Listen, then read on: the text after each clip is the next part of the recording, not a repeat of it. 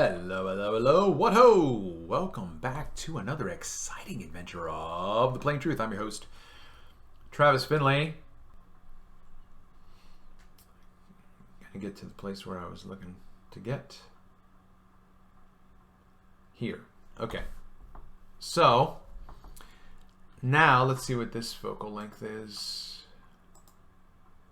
This is 53. This is just, just around a little bit more than what you can see with your naked eye. Okay, but you can clearly see Gina here. Okay. Now,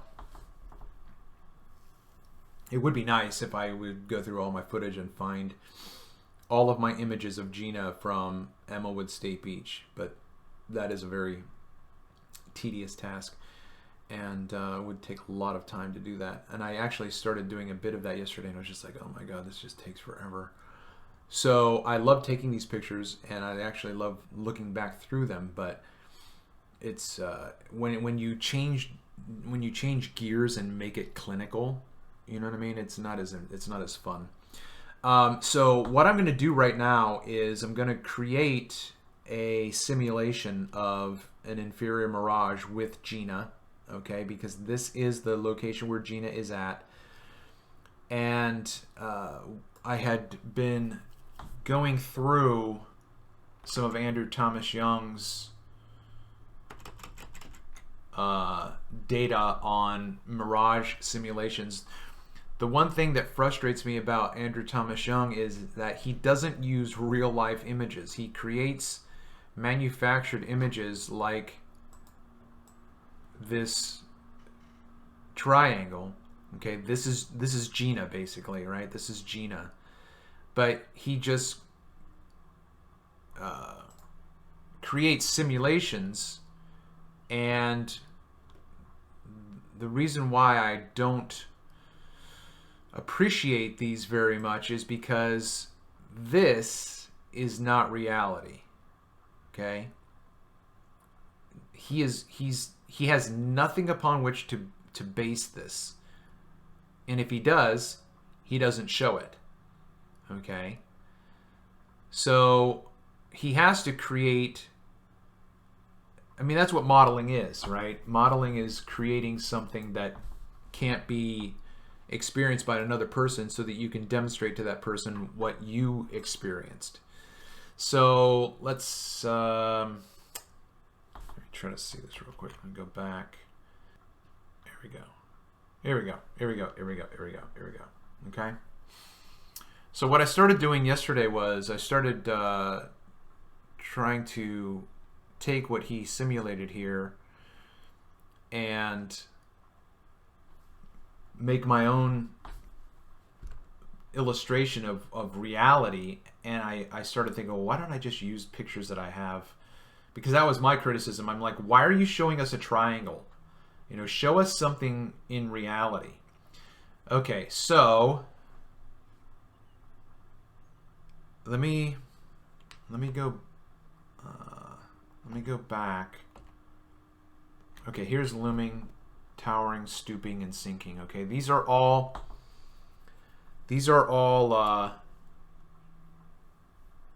refraction phenomena which do not have a mirrored image.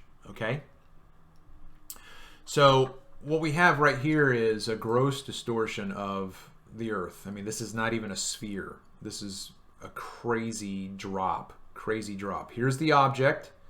Here's the object that you cannot see because you're here and your eyes go here. You're looking straight out. So where is it? It's down here. And if you were to look down, boink, you're going to hit the ground. This is the ball model, okay? So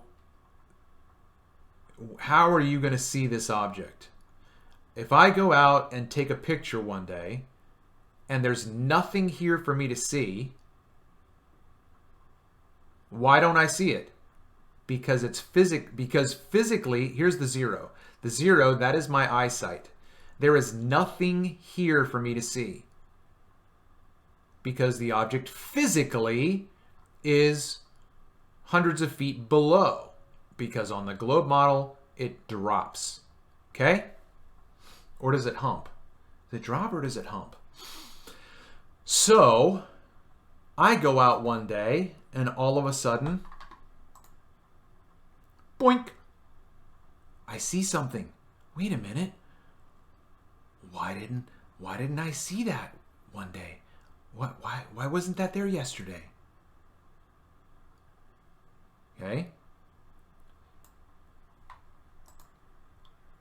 All right, so here's looming and sinking. I remember looking into this a while back, and something clicked for me, and I'm going to try to reiterate that right here. Okay, so we'll just start here at the top with looming and sinking. Looming and sinking are the simplest of all refraction phenomena. They are simply abnormally large and small refraction, respectively.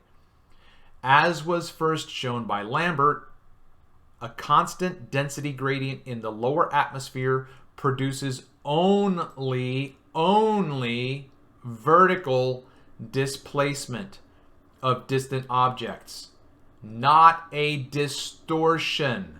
Okay? We have to take this at face value. Okay? We have to take this at face value. So let's slow down. First of all, this reference to Lambert is not going to do us any good without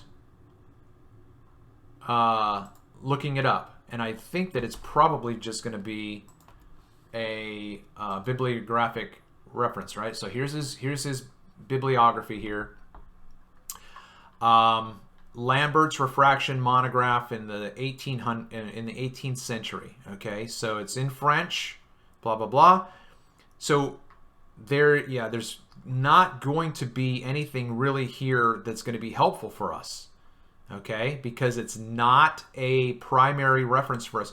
We're going to have to go back ourselves and look up this stuff with Lambert, okay, to see how he showed that a constant density gradient, right? Obviously, he measured that, right? In the lower atmosphere, which, how low is low? Well, I think the typical references, I think it's 6.5 meters. Is it 6.5 meters or is it 65? I can't remember. Anyway, we would have to have his notes and records of all of this. Anyway, so with looming and sinking, but this produces only a vertical displacement. Okay, here again is the key word where they believe things are vertically displaced. Okay, so what that means in this right here is that he believes that for looming, this has to be vertically lifted up, apparently, as a hologram. Okay, that it is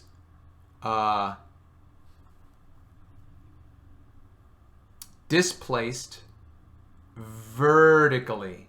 Okay? You get me? Oops. Okay. So let's go back. Okay? Not a distortion. Now, there's no qualification here, so how do you understand this? How do you understand this statement of not a distortion? I'm not going to try to put anything into your heads. I'm just asking the question. Okay, so he says, looming is just an exaggeration of normal refraction produced by a steeper than usual decrease in density with height. Okay? Now, this is all rhetoric. He hasn't proven anything. He's just describing his science of this looming stuff, okay? Now, quoting Tolman, when abnormal refraction increases the apparent elevation of distant objects, abnormal.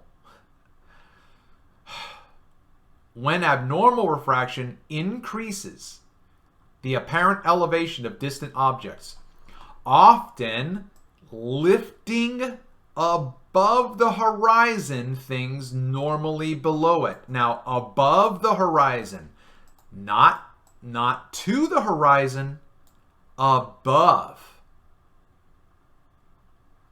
The process is described as looming. Because we associate a certain apparent altitude with a certain distance, what does that mean? What do you mean? We associate a certain apparent altitude with a certain distance. This phenomenon generally makes the objects seem nearer than they are. Now, in my opinion, that contradicts what Andrew Thomas Young says above by not a distortion. How does it make the objects seem nearer than they really are? Objects in the refraction phenomenon may appear closer than they really are. How would you determine that? What would it look like? Would it look bigger? Is that not a distortion? Right? Because here, I'm just going to take it, a vertical displacement only. Okay, so you see the object, you see this little vertical line here, boop, and it's just simply brought up here, boop, a one-to-one correspondence because it's only a vertical displacement. Here it is behind the curve, refraction brings it up, and it is simply displaced from here to here apparently. But it's only a displacement. It is not a distortion. It's not distorted. So, in my opinion, this quote from Tolman debunks Andrew Thomas Young right here. He debunks himself. When abnormal refraction increases the... now, again, Andrew Thomas Young didn't qualify anything here. He says the same thing, abnormally large. When abnormal refraction increases, abnormally large, abnormal refraction increases the apparent elevation, that's the displacement, often lifting above the horizon, things normally below it, the process is described as looming. Okay? Because we associate certain apparent altitude with certain distance, this phenomenon generally makes the objects seem nearer than they are. How do you know that?